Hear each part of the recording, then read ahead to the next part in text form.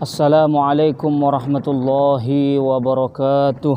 Bismillahirrahmanirrahim. Bismillah, alhamdulillah, salatu wassalamu ala sayyidina rasulillah Muhammad ibni Abdillah wa ala alihi wa sahbihi wa mawalah. Wala hawla wala quwwata illa billah. Rabbi syrah li sadri wa yassir li amri wa hlul uqdatan min lisani yafqahu qawli. Nawaina ta'alluma wa ta'lim wa tadhakkura wa tadhkir wan naf'a wal intifa' wal ifadata wal istifada wal hasa 'ala tamassuki bi kitabillah wa sunnati rasulih wad du'a ila al huda wad dalalata 'ala al khair ibtigha'a mardatihi wa qurbihi wa thawabihi subhanahu wa ta'ala. Alhamdulillah, segala puji syukur bagi Allah Subhanahu wa ta'ala.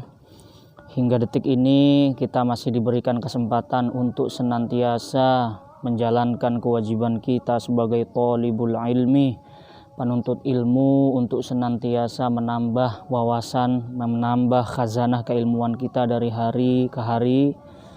Kita harus bersyukur sama Allah karena kita hidup di zaman di mana ilmu begitu mudahnya diakses. Penyampaian atau proses transformasi ilmu bisa tetap dilakukan meskipun kita semua berada jauh, tidak berkumpul pada satu tempat. Alhamdulillah.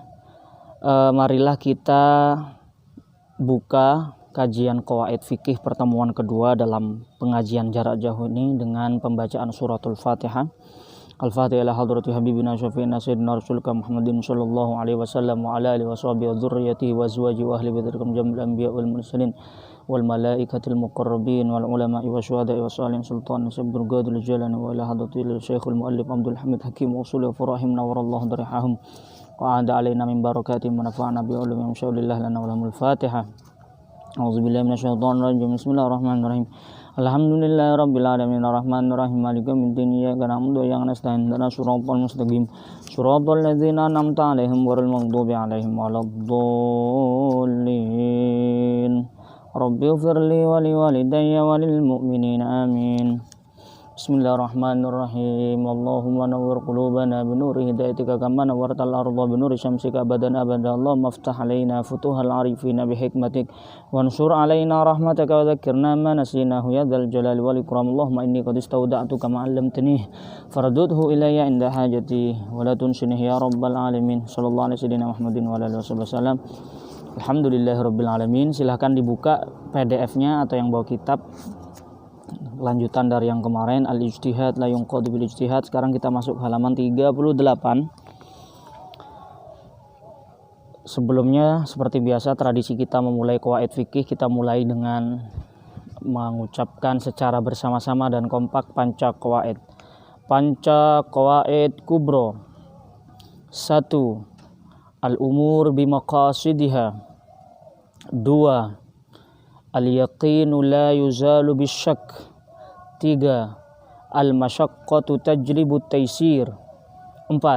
Ad-dararu yuzalu. 5. Al-'adatu muhakkamah. Alhamdulillah sudah hafal semua. Kemarin sudah saya kasih pengantar sedikit bahwa kita kaidah-kaidah yang akan kita kaji ini kebanyakan adalah kaidah yang berdiri sendiri. Maksud berdiri sendiri adalah tidak masuk ke dalam cabang kelima kaidah universal ya. Karena memiliki furu' yang banyak, maka oleh para ulama dibuatkan satu kaidah ya. Dan kemarin kita sudah membahas kaidah yang pertama, yaitu al-ijtihadu la yunqadu bil ijtihad beserta contoh-contohnya. Sekarang kita masuk ke kaidah selanjutnya, al-qaidah ar-rabi'ah wal 20, kaidah yang nomor 24. Sebelum masuk ke kaidah, kita masuk ke firman Allah Subhanahu wa taala yang menjadi landasan para ulama merumuskan kaidah yang akan kita kaji ini. Di mana di dalam surat Al-Baqarah ayat 148 Allah Subhanahu wa taala berfirman, qala Allah taala fastabiqul khairat. Fastabiqu, maka berlomba-lombalah sapa sira kabeh al khairat ing pira-pira kebaikan. Ayat ini adalah ayat yang memerintahkan kita semua bahwa untuk urusan kebaikan kita harus berlomba-lomba ya. Berlomba-lomba untuk semakin meningkatkan amal baik ya. Jadi ayat ini sebenarnya harus memotivasi umat Islam agar tidak kalah dengan peradaban-peradaban lain. Kita barangkali saat ini terpuruk dari sisi ekonomi, maka ayo bangkit, kita berlomba-lomba. Kita berlomba-lomba bangkit dalam bidang keilmuan, kita berlomba-lomba bangkit dalam bidang kedokteran, kita berlomba-lomba bangkit dalam bidang pengembangan etika ya. Kita berlomba-lomba mengembangkan sebuah negara yang maju dan lain sebagainya. Fastabiqul khairat. Dalam hal kebaikan gak usah tawaduk ya. Dalam hal kebaikan ayo kita berlomba-lomba. Maka atas dasar ayat ini para ulama mencetuskan kaidah yang akan kita kaji yang berbunyi al-isaru bil ibadati mamnu'. Al-isaru kita maknani ya. Isar itu dari asaro yusiru. Asaro yusiru mengikuti wazan af'ala yuf'ilu. Af'ala yuf'ilu. Fa fi'ilnya berupa huruf illat yaitu alif. Jadi asaro yusiru isaron. Af'ala yuf'ilu if'alan. Apa artinya isar? Al-isaru utawi mendahulukan orang lain bil ibadati kelawan ibadah iku mamnu'un, dilarang ya. Kenapa kaidah ini seperti itu bunyinya? Karena di dalam hal ibadah kita disuruh berlomba-lomba, kita yang harus berada di garda di depan. Selagi kita mampu ya kita yang harus ada pada garda terdepan, bukan justru mendahulukan orang lain padahal kita sendiri mampu. Fastabiqul khairat. Al-amsilah, apa contohnya? Minha al-isaru bis-saffil awal, mendahulukan orang lain untuk menempati shaf yang pertama. Kita tahu semua bahwa kata baginda Nabi, fadilahnya sholat jamaah dibanding sholat sendiri adalah sekitar 27 ya, 27 derajat. Dalam riwayat lain dikatakan 25. Artinya apa? Orang yang sholat berjamaah lebih afdol daripada sholat sendirian. Dan yang berjamaah sendiri tidak 1 derajat. Di antara orang yang berjamaah itu ada yang mendapatkan derajat lebih besar di antara yang lain. Di antara mereka adalah orang yang menempati shaf awal ya. Orang yang menempati shaf awal.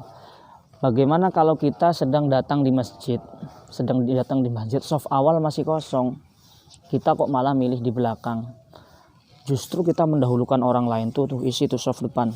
Nah ini yang disebut dengan mamnu ya.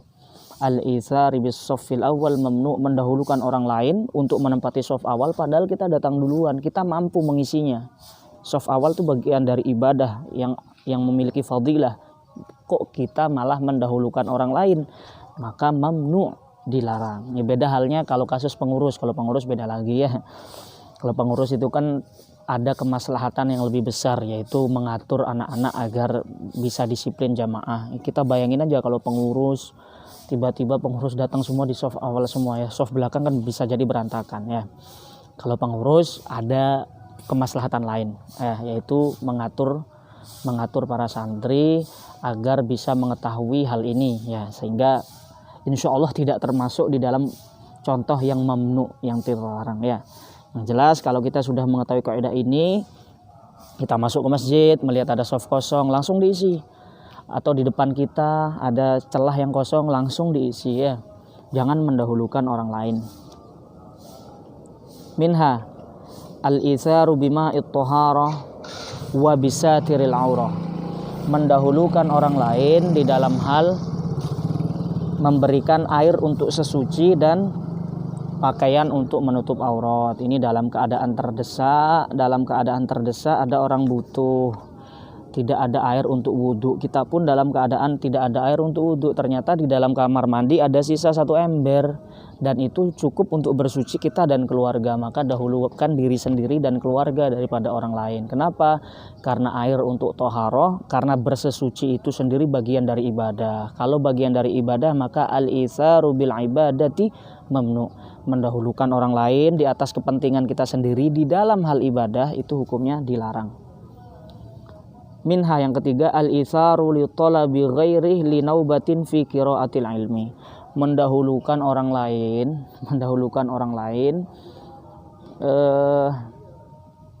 untuk menggantikan dia, li talabi ghairi, ya mencari orang lain, linaubatin, bukan ya, itu pakai ba, linaubatin fi qiraatil ilmi, untuk menggantikan dia di dalam hal membacakan ilmu, ya. Kita diberi kesempatan sehat walafiat untuk menyampaikan keilmuan. Oleh Allah kita diberi amanah untuk menyampaikan ilmu. Ilmu apa saja? Ilmu syariat, atau barangkali ada yang diantara kalian nanti ahli ilmu sosial. Ilmu apa saja yang bermanfaat bagi kemanusiaan. Karena pada hakikatnya seluruh ilmu yang bermanfaat untuk kemanusiaan adalah ilmunya Allah. Kemudian tanpa alasan apa-apa, sekedar malas aja, kita malah nyari orang lain, gantiin saya dong, gantikan saya dong untuk memberikan materi di kelas. Nah, itu hukumnya makruh, mamnu, ya, mamnu, tidak sampai haram, cuman makruh. Mamnu di sini bukan haram tetapi makruh. Kenapa? Karena menyampaikan ilmu itu adalah bagian dari ibadah kita kepada Allah, maka dahulukan diri kita sendiri daripada orang lain. Oleh karena itu kita dalam sejarah mengenal perjuangan para ulama salafus soleh yang luar biasa. Beliau dalam hal lain bisa toleransi, tetapi dalam hal mengajarkan ilmu tidak bisa tawar-menawar, ya. Kita mengenal misalnya Imam Nawawi rahimahullah, di antara riwayat beliau adalah meskipun beliau dalam keadaan enggak enak badan, agak meriang, masuk angin, beliau tetap berusaha untuk menghadiri majelis taklimnya yang menjadi jadwal rutin, berusaha sekuat tenaga untuk tidak mencari pengganti. Kenapa? Karena Imam An-Nawawi rahimahullah punya prinsip nahnu natasyaffa bil ilmi. Saya kalau lagi enggak enak badan, kalau agak merasa sakit, saya tetap menghadiri majelis ilmu dengan niat memohon kepada Allah, dengan keberkahan majelis ilmu ini Allah memberikan kesembuhan. Ya, itu Imam Nawawi rahimahullah. Ada lagi kita mengenal dalam sejarah murid dari Imam Abu Hanifah, Al-Imam Abu Hanifah, pendiri mazhab Hanafi, ya. Imam Abu Hanifah punya murid yang sangat cerdas bernama Al-Imam Abu Yusuf rahimahullah. Di antara biografi yang bagi saya cukup mencengangkan dari biografi Abu Yusuf, saya membacanya di dalam kitab yang berjudul Qimatuz Zaman Indal Ulama. Ada kitab berjudul Qimatuz Zaman Indal Ulama karangan Syekh Abdul Fattah Abu Guddah. Kitab ini ditulis untuk menerangkan bahwa waktu itu begitu berharga, dan para ulama kita, bagaimana para ulama kita mengapresiasi atau memanfaatkan waktu dalam kehidupan sehari-harinya dengan sangat luar biasa. Tidak menyia-nyiakan sedikit pun waktu kecuali untuk hal yang positif. Di antara biografi yang ditulis di dalam kitab itu adalah biografi dari Syekh Imam Abu Yusuf, muridnya Imam Abu Hanifah rahimahullah. Apa yang terjadi? Sebelum kewafatannya, ya, beberapa menit sebelum kewafatan Imam Abu Yusuf, Imam Abu Yusuf memanggil dua orang muridnya ke dalam kamar, ya, memanggil kedua orang muridnya ke dalam kamar, memberikan teka-teki seputar fikih, ya, memberikan teka-teki seputar fikih untuk didiskusikan. Saya lupa ketika itu babnya apa, bab muamalah, ya. Walhasil bagaimana hukumnya orang yang membawa kain kepada penjahit, begitu. Saya lupa rinciannya bagaimana. Yang jelas itu adalah permasalahan fikih.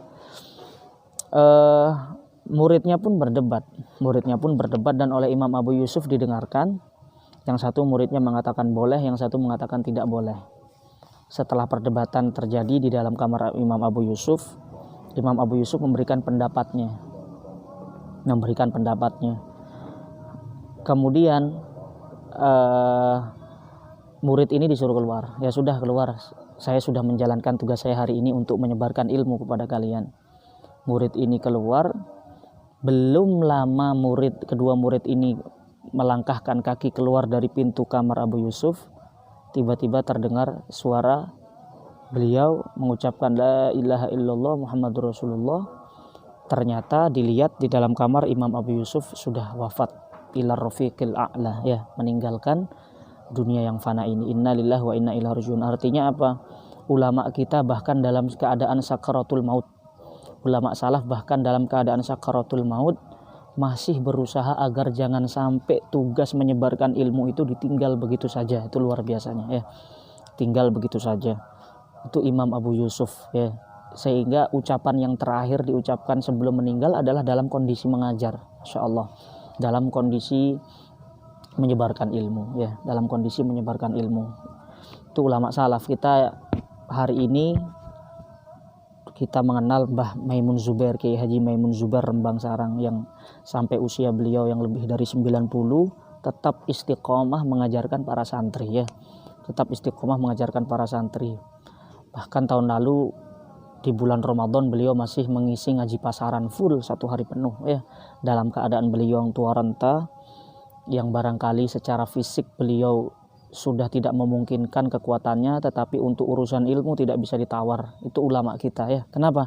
Al-itsaru bil ibadati, al-itsaru bil ibadati mamnu. Mendahulukan orang lain dalam urusan ibadah itu adalah mamnu. Terakhir, minha al-itsar biqada'i hajatil muhtaj ka it'amil masakin wal yatama. Mendahulukan orang lain untuk memenuhi hajat orang-orang yang membutuhkan, seperti ka it'amil masakin, memberi makan orang-orang miskin dan anak-anak, wal yatama, dan anak-anak yatim ya, anak-anak yatim. Ada posko misalnya NU peduli Covid, dibuka sumbangan untuk misalnya untuk memberikan makan misalnya bagi rakyat miskin yang barangkali karena musim wabah ini penghasilannya berkurang, sehingga untuk kebutuhan sehari-hari mereka membutuhkan bantuan. Ketika ada pengumuman seperti itu, maka sebelum mempromosikan ini ke orang lain, kita dulu melakukan al-itsar. Jangan isar dulu, jangan mendahulukan orang lain dulu, tapi kita dulu yang mengambil kesempatan ini. Kenapa? Fastabiqul khairat, berlomba-lomba dalam kebaikan. Kalau orang lomba ya targetnya menang dong. Masa orang lomba targetnya hanya sekedar formalitas aja lah, nyari pengalaman? Ya enggak, yang namanya lomba target berusaha untuk menang, meskipun hasil urusan Allah ya. Jadi dalam hal urusan ibadah kita sangat dilarang atau dimakruhkan minimal mendahulukan orang lain ya. Makanya di novel Ayat-Ayat Cinta itu, tahu ya, novel Ayat-Ayat Cinta karangan Habibur Rahman Al-Shirazi, ada yang sudah pernah baca novel itu? Novel itu bagus, polemik antara Fahri, bukan Ayat-Ayat Cinta, Ketika Cinta Bertasbih ya, tokohnya adalah Azam, tokoh wanitanya Ana Altofun Nisa. Azam ini mahasiswa Al-Azhar di Kairo. Dia memiliki teman, saya lupa namanya, Fadil apa, lupa coba dicek di novelnya, yang bingung, mahasiswa asal Aceh yang bingung karena ada gadis yang ingin dikhidbah sama dia ya. Gadis yang ingin dikhidbah sama dia, sedangkan nih orang minder, saya masih mahasiswa, bukan siapa-siapa, saya minder mau mengkhidbah nih gadis. Sehingga kata si Fadil, biarlah si gadis ini nanti akan dikhidbah oleh orang lain yang lebih layak dari saya. Maka si Azam menasihatin, bro, al-itsar bil ibadati mamnu, mendahulukan orang lain dalam urusan ibadah hukumnya mamnu, dan menikah itu bagian dari ibadah ya. Maka ketika sudah cocok, merasa ini gadis adalah kufu bagi kita, sebelum disikat sama orang lain ya kita duluan bismillah, tawakkal 'ala Allah, ya Allah, datangi bapaknya, katakan saya ingin meminta anak Anda untuk tujuan yang dibenarkan syariat, bukan untuk main-main. Oh, itu keren ya. Jangan bucin kayak generasi sekarang ya. Makanya saya sering bilang ke kalian yang kelas 12 al-aslu fir rajul ayyakuna kadziban. Jangan gampang percaya sama mulut laki-laki ya. Jangan gampang percaya. Ya termasuk saya juga. Dalam hal hati, jangan mudah membuka hati kecuali bagi mereka yang mau mengetuk pintu rumahmu. Wah, itu ya. Al-itsar bil ibadati mamnu. Sudah. Kaidah yang selanjutnya adalah perlawanan dari kaidah al-itsar bil ibadati mamnu. Ketika mendahulukan orang lain dalam hal ibadah justru dimakruhkan, tidak dianjurkan, maka mendahulukan orang lain di dalam hal yang selain ibadah justru dianjurkan ya.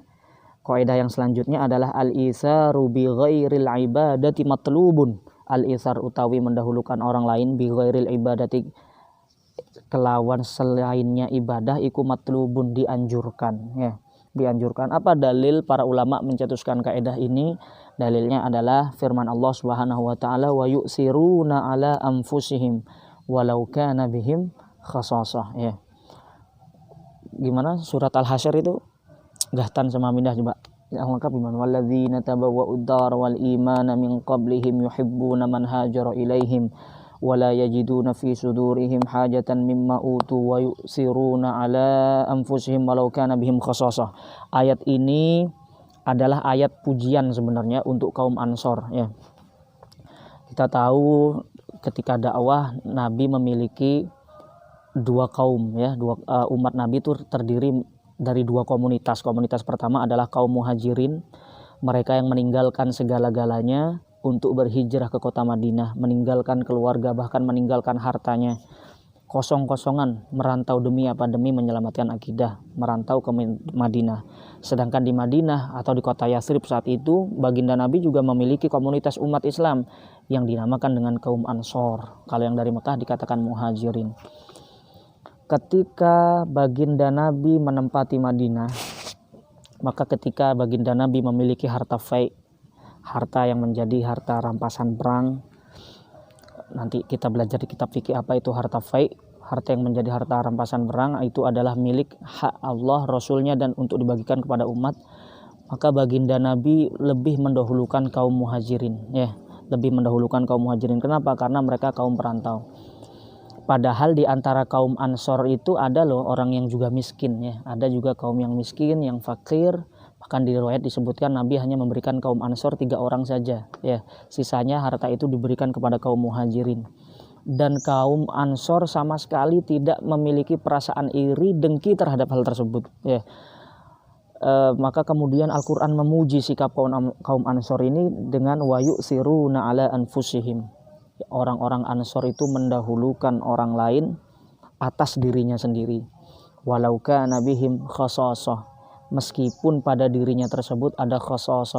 Khasasah itu adalah hajat kebutuhan sehari-hari yang harus ditutupi. Itu dalam bahasa Arab disebut khasasah. Kalau arti aslinya tuh lubang. Khasasah itu artinya lubang-lubang yang harus ditutup. Dalam ayat ini yang dimaksud khasasah adalah kehajatan sehari-hari yang juga primer untuk dipenuhi.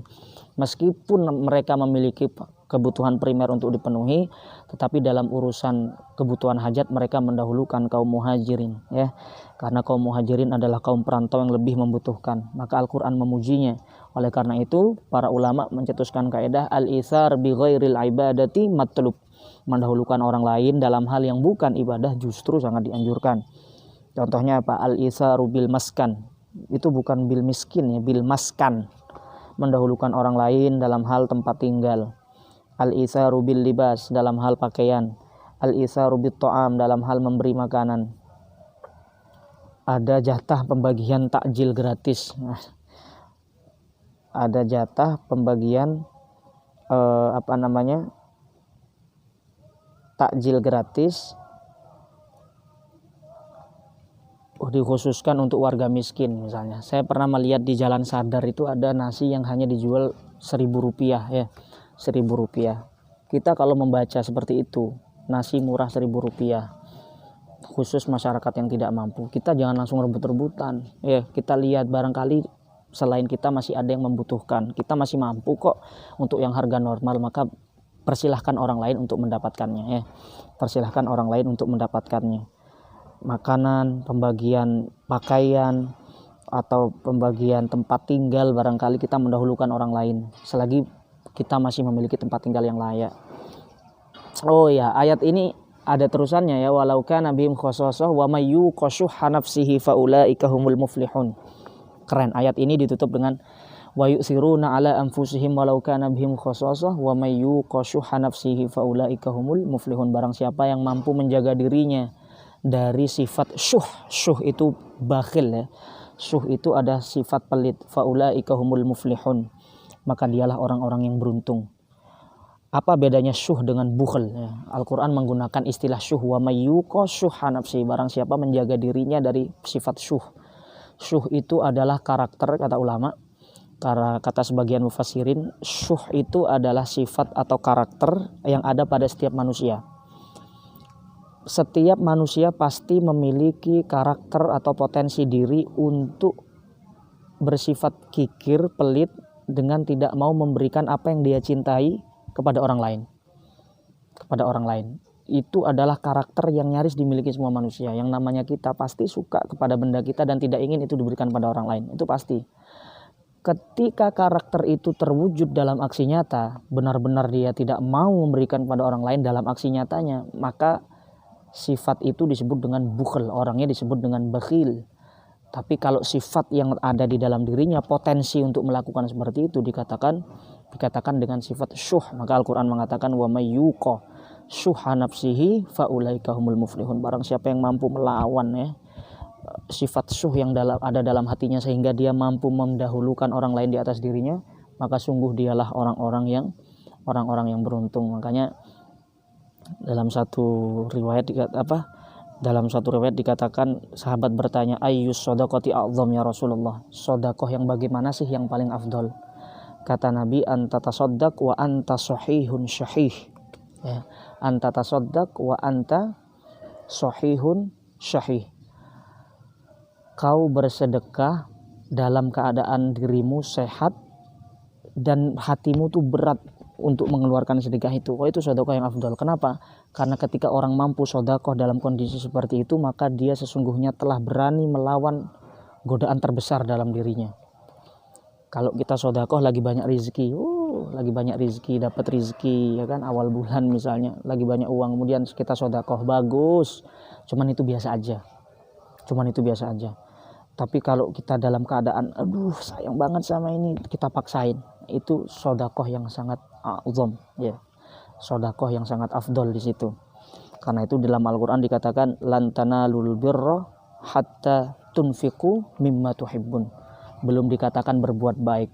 Lan tanalul birra, kau belum akan mendapatkan kebaikan. Sampai kapan? Hatta tunfiqu mimma tuhibbun, sampai kau menafkahkan mimma tuhibbun, dari sebagian barang yang kau cintai.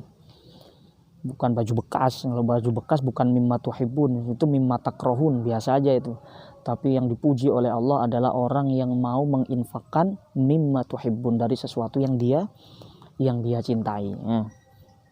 Itu sesuatu yang dia cintai. Makanya Allahumma sholli ala sayyidina Muhammad wa ala sayyidina Muhammad. Kita kalau baca kitab Syama'il, di antara akhlak baginda Nabi sallallahu alaihi wasallam, baginda Nabi itu pernah diberikan hadiah, ya, hadiah rida oleh seorang sahabat. Tiba-tiba jalan menggunakan rida pemberian itu, kemudian ada orang Badui berpapasan dengan Nabi, ya Rasulullah, tuh rida bagus, saya ingin memilikinya. Nabi nggak pernah mikir, ya, wow, ini kamu suka ini? Iya ya Rasul, bagus. Udah, ini ambil. ya sudah, ini ambil. Sampai orang yang memberikan pada Rasulullah nggak kecewa. Ya, kenapa saya ngasih Nabi malah dikasih orang, katanya. Itu baginda Nabi, ya. Dalam hal yang urusan selain ibadah, maka matlub mendahulukan orang lain. Contoh selanjutnya, minha tarkul akhdi min mali shadaqah itharon lil ghair. Tarkul akhdi min mali shadaqah, meninggalkan mengambil harta sedekah itharon lil ghair, karena mendahulukan orang lain. Disiapkan sembako untuk warga yang tidak mampu. Wah, biasanya rebutan tuh sampai antre, bunuh-bunuhan kadang, dorong-dorongan sampai jatuh, ya. Padahal tidak semua dari mereka yang mengambil itu tidak mampu banget. Maka dalam hal seperti ini, ayo kita mendahulukan orang-orang yang betul-betul tidak mampu. Minha tarkut tijarah fi syai'in yarju fihi ribhan li ghairi. Ini sifat yang mulia, ya. Meninggalkan tarkut tijarah, meninggalkan transaksi jual beli, fi syai'in, di dalam sesuatu, yarju, yang mengharapkan sopo eman, fihi ing dalam syai', ribahan ing keuntungan, li ghairihi, maring sakliyane eman. Ada pedagang, kamu dagang kain, biasanya di Tanah Abang itu kan berderet dagang baju semua. Kalau lantai berapa itu di blok A itu lantai berapa itu batik semua. Kamu memiliki tokomu, masya Allah, rezekinya luar biasa. Allah membukakan pintu rezeki untuk tokonya Anda. Misalnya dari pagi ada orang yang pesan untuk buat seragam, satu paket, satu madrasah, 70 batik pesan, rezeki alhamdulillah. Siang ada orang pesan lagi, sore ada orang pesan lagi. Maka kita ngelihat ada toko di samping kita, ya Allah, dia dari pagi belum ada yang beli satupun, ya. Maka ketika ada pembeli baru datang kepada kita, Bu, ada batik model apa, model ini, maka kamu memilih untuk tidak menjual kepada orang itu. Bu, ini nggak saya jual ya, coba ibu cari di toko sebelah, sama kok, harganya sama, bahkan mungkin bisa dapat lebih murah. Seorang penjual yang melakukan hal ini, yarju fihi ribahan li ghairi, karena mengharapkan keuntungan untuk temannya, untuk kerabatnya yang di samping toko sebelah, maka itu adalah matlub, sesuatu yang dianjurkan, ya. Intinya apa? Dalam hal ibadah kita harus menang, harus berlomba-lomba, kita harus bisa. Dalam hal keilmuan kita harus berlomba-lomba dengan yang lain agar kita menjadi juara dalam hal keilmuan, dalam hal ibadah, dalam hal-hal yang sifatnya ibadah, kemudian ada nilai positifnya di situ. Tapi dalam hal-hal yang sifatnya selain ibadah, keuntungan duniawi, kita dianjurkan misalnya untuk mendahulukan orang yang lebih membutuhkan dari kita. Saya kira itu sudah difahami. Kita lihat jam dulu. Oke. Kaidah yang terakhir, ya, kaidah yang terakhir, tasarruful imam 'ala ra'iyati manutun bil maslahah. Kaidah ini berlaku, masih ada hubungannya dengan maslahat, tetapi kaidah ini berlaku dalam etika menjadi seorang pemimpin, ya. Kata baginda Nabi sallallahu alaihi wasallam, situ hadisnya ada qala Nabi sallallahu alaihi wasallam, kullukum ra'in wa kullukum mas'ulun an ra'iyatihi. Kullukum ra'in, kullukum utawi setiap dari kalian iku ra'in, penggembala, ya, penggembala. Wa kullukum, dan utawi setiap dari kalian iku mas'ulun, ditanyai atau akan dimintai pertanggungjawaban an ra'iyati, saking sesuatu yang digembalanya. Ini adalah metafora, ya. Baginda Nabi mengilustrasikan bahwa setiap dari kita tanpa terkecuali adalah seorang penggembala yang memiliki gembalaan. Maksudnya apa? Setiap dari kita adalah pemimpin, dan nanti setiap dari kita adalah akan dimintai pertanggungjawaban atas orang yang dipimpin. Seorang presiden bertanggung jawab terhadap seluruh rakyatnya. Seorang ayah bertanggung jawab terhadap seluruh anggota keluarganya. Seorang pemimpin misalnya di suatu lembaga, dia bertanggung jawab terhadap anggotanya. Pemimpin organisasi bertanggung jawab dengan anggota-anggotanya. Bahkan orang yang sendiri pun, jomblo pun, sebenarnya kita adalah kullukum, tidak terkecuali. Kullu itu lafadznya umum. Sama Nabi tidak ditaksis dengan hadis apapun. Wa kullukum mas'ulun an ra'iyati.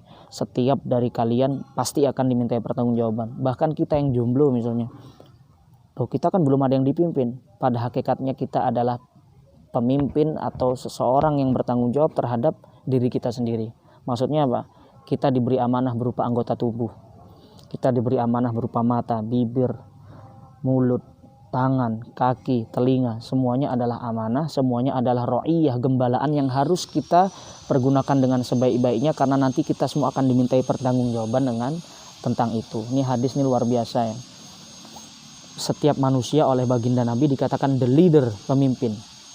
Maka kaidah yang pertama adalah tasarruful imam 'ala ra'iyah manutun bil maslahah. Ketika seseorang itu adalah seorang pemimpin, maka perbuatan dia, tasarruful imam utawi perbuatan atau aktivitas seorang pemimpin 'ala ra'iyah ing atase komunitas yang dipimpin, iku manutun berporos bil maslahah kelawan kemaslahatan. Aktivitas seorang pemimpin harus didasarkan kepada kemaslahatan terhadap apa yang dipimpinnya. Tidak boleh seorang pemimpin itu berwenang-wenang, otoriter, tidak menerima saran dan lain sebagainya. Ini adalah kaidah yang penting di dalam fikih politik, fikih siasah. Artinya apa? Yang namanya seorang pemimpin wajib melakukan atau memutuskan kebijakan sesuai dengan prinsip kemaslahatan. Kalau tidak sesuai dengan prinsip kemaslahatan, maka secara fikih dia cacat, dan itu nanti dalam kasus-kasus tertentu keputusannya bisa dibatalkan. Ya. Contohnya apa? Al-amsilah annahu idza qassama az-zakata 'alal asnaf yahrumu 'alaihi at-tafdhil ma'a tasawil hajat. Annahu, sesungguhnya pemimpin, al-imam idza qassama, apabila membagi sapa imam az-zakah ing zakat 'alal asnaf ing atase pira-pira golongan penerima zakat. Yahrum moko haram alaihi ing atase imam opo at-tafdhil, melebihkan ma'atasawil hajat, melebihkan sebagian yang lain ma'atasawil hajat, padahal bersertaan dengan kesamaan piro-piro kebutuhan. Seorang imam mengutus membuat lembaga pembagi zakat namanya Basnas, ditunjuklah ketua Basnas. Ada di data kaum fakir miskin yang berhak menerima zakat di Indonesia ini ada sekian juta, maka Basnas wajib membagikan itu dengan penuh maslahat. Bagaimana caranya? Kalau kebutuhan setiap individu itu ternyata sama, maka wajib dibagikan secara sama. Nggak boleh dia mendahulukan, oh karena ini dari daerah saya, maka ini saya lebihkan. Oh karena ini dari keluarga saya, maka ini saya lebihkan. Oh karena ini dulu satu pesantren sama saya, maka saya lebihkan. Nggak boleh.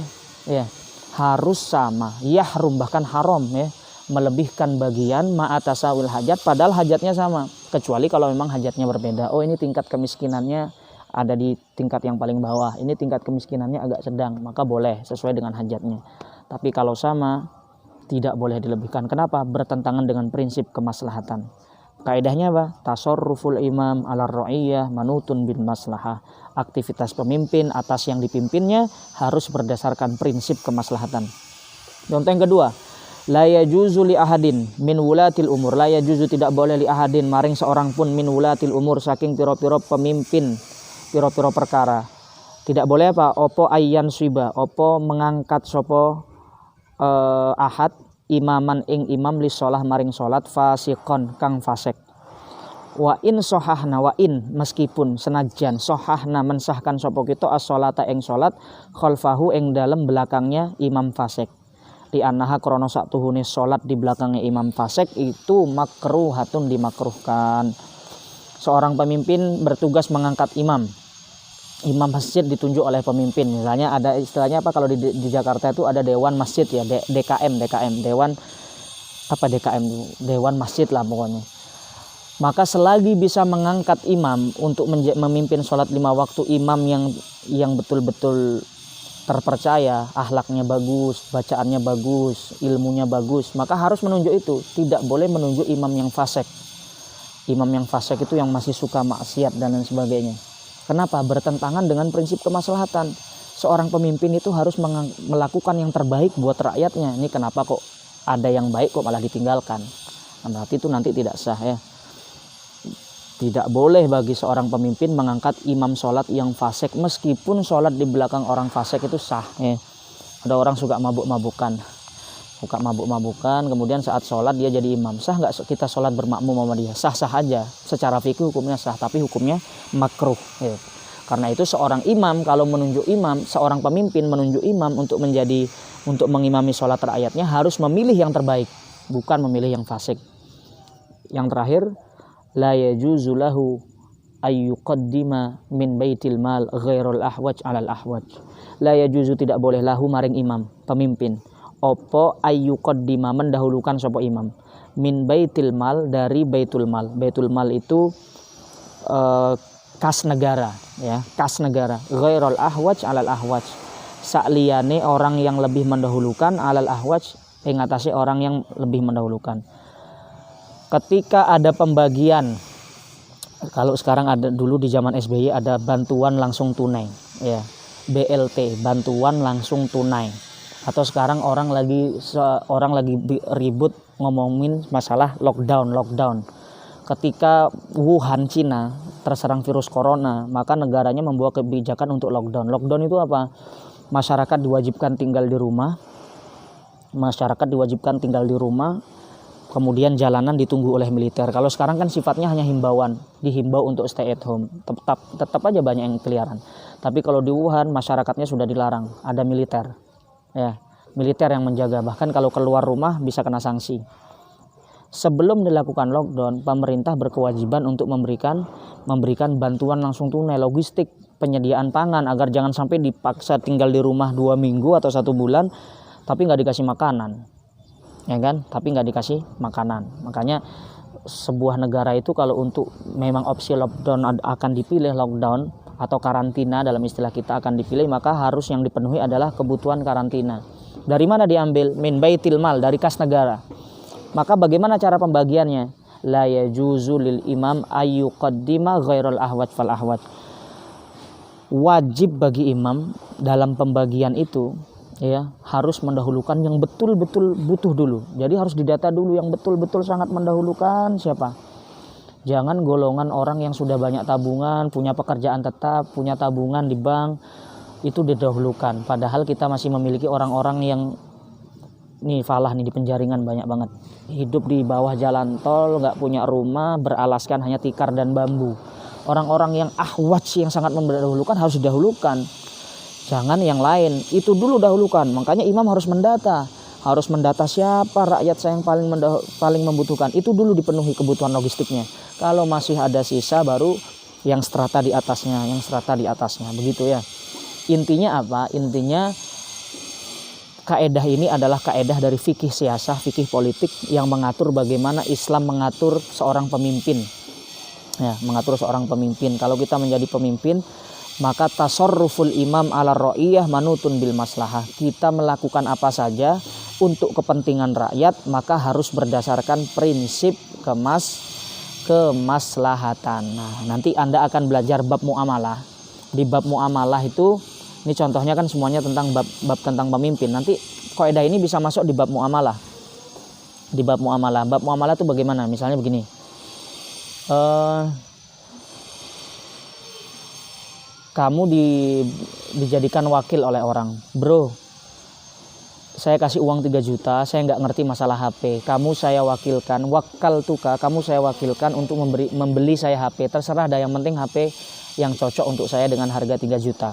Maka posisi kamu sebagai wakil. Wakil itu tidak langsung adalah imam yang memiliki ro'i, yang memiliki ro'iyah. Kamu adalah seseorang yang ditanggung-jawabi atas perkara orang lain. Maka status kamu di situ imam. Orang yang mewakilkan disebut ro'iyah karena kamu bertanggung jawab atas dia. Maka apa yang terjadi? Kaidah ini berlaku, tasarruful imam ala ro'iyah manutun bil maslahah. Kamu sebagai wakil maka harus memberikan yang terbaik. Maka di dalam fikih dikatakan seorang wakil jika membelikan ada benda yang satu kualitasnya buruk, yang satu jelek, padahal uang itu bisa diberikan kualitas yang baik, tapi kok dibelikan yang buruk, maka jual belinya bisa jadi nggak sah. Artinya apa? Itu bisa menjadi tanggung jawab wakil, itu nanti jadi hartamu, sedangkan uangnya dia masih utuh, itu dari uangmu tadi itu. Kenapa? Bertentangan dengan prinsip kemaslahatan. Ada seorang ayah mewakilkan orang lain, kamu jadi wali untuk menikahkan anak saya. Kepada siapa saya rumuskan? Terserah, pokoknya saya pasrahkan, biasanya kepada orang yang dipercaya, kiai atau dan sebagainya ya. Pokok saya pasrahkan ke panjenengan kiai. Maka orang yang dipasrahkan itu akan berlaku kaidah ini, tasarruful imam ala ra'iyah manutun bil maslahah. Harus mencarikan jodoh yang berdasarkan prinsip kemaslahatan. Tidak boleh dicarikan orang preman di pinggir jalan, yang penting nikahin dah, tanggung jawab saya yang penting selesai, dicarikan preman dinikahin. Jangan, kasihan. Harus berdasarkan kemaslahatan. Oh, ini karena anak putri ini santriwati, maka saya carikan santri juga misalnya. Oh, karena ini strata pendidikannya S1, saya carikan yang S1 juga, dan lain sebagainya. Walhasil prinsip ini bisa diterapkan dalam banyak bab, bukan hanya khusus dalam soal pemimpin di dalam Islam. Wallahu a'lam bisawab. Kalau ada pertanyaan silahkan diketik ya. Kita target insya Allah baik kaidah maupun usul fikih insya Allah hatam. Kalaupun sebelum Ramadan belum hatam, mungkin Ramadan beberapa hari ini kitab sudah hatam ya. Dengan demikian mudah-mudahan Anda memiliki gambaran yang jelas tentang ilmu usul fikih dan kaidah fikih ya. Karena inilah yang menjadi ciri khas santri ya. Santri itu harus berpikir kritis. Kenapa? Karena dia memiliki basis metodologi yang kuat. Apa itu? Ilmu usul fikih dan ilmu kaidah fikih. Tidak mudah dilakukan indoktrinisasi. Tidak mudah. Kenapa sekarang di Indonesia banyak orang yang mudah tertipu atas nama agama? Itu pertanyaan saya. Kenapa? Jawabannya sederhana. Karena mereka kurang berpikir kritis. Critical thinking tidak terbangun. Kenapa tidak terbangun? Karena dalam belajar agama tidak mempelajari metodologi yang disebut dengan usul fikih dan kaidah fikih. Kalau kita sudah mempelajari ini, maka insya Allah kita mempelajari ilmu-ilmu yang lain dengan penuh kritis ya. Apalagi nanti ketika kita mempelajari fikih, wah, paham usul fikihnya, paham kaidahnya, itu sudah lengkap. Kamu tahu kenapa hukum ini menjadi haram wajib, sudah tahu alasannya lewat usul fikih. Kamu tahu permasalahan-permasalahan serupa dengan ini yang bernaung di kaidah yang sama melalui ilmu kaidah fikih. Dengan demikian insya Allah cita-cita kita menjadi faqih fuqaha insya Allah bisa tercapai. Al-Fatihah. A'udzubillahi minasyaitonirrajim. Bismillahirrahmanirrahim. Alhamdulillahirabbil alamin arrahmanirrahim maliki yaumiddin iyyaka na'budu wa iyyaka nasta'in ihdinas siratal mustaqim siratal ladzina an'amta 'alaihim ghairil maghdubi 'alaihim waladdallin amin rabbi fanfa'na bi barakatihim wahdinal واحفظنا بحرمتهم وأمتنا في طريقتهم ومعافاتهم من الفتن يا رسول الله سلام عليك يا رفيع الشان والدرجات فتى جيرة العالم وهيل الجود والكرم اللهم فيك الأقوام طارق. Wassalamualaikum warahmatullahi wabarakatuh.